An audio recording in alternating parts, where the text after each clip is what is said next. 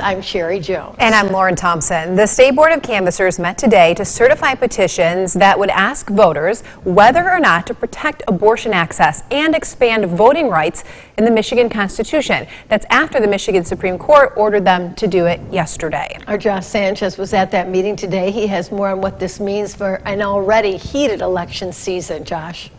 Sherry, Lauren, the board's vote comes a little more than a week since its members were deadlocked over certifying the petitions. Organizers took the issue to the state's highest court to make sure the questions would be put before voters this election. Now, one attorney tells me they are glad the court stepped in.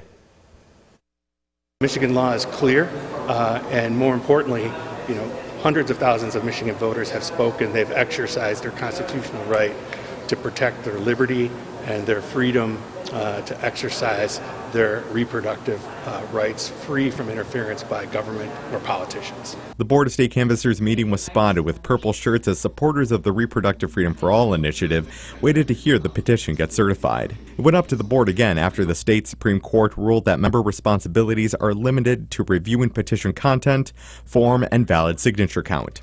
Supporters of Promote the Vote 2022 were also relieved by the ruling. As painful as it was, the process worked.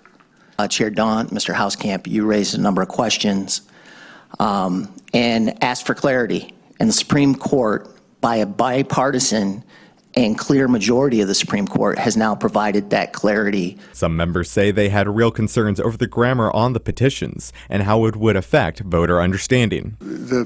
It really truly wasn't partisan, and I have to tell you that the process did work, but we would have raised that same process no matter what proposal was in front of us, I hope.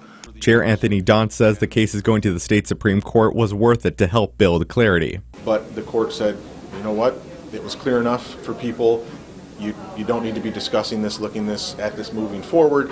And so if we have a similar issue come before us in the future, it will be something that we can all with confidence say, hey, it's not our position, it's not our purpose to look at these. Now, this election challenge comes to an end as many county clerks around the state prepare to print ballots in the coming days. Sherry, Lauren?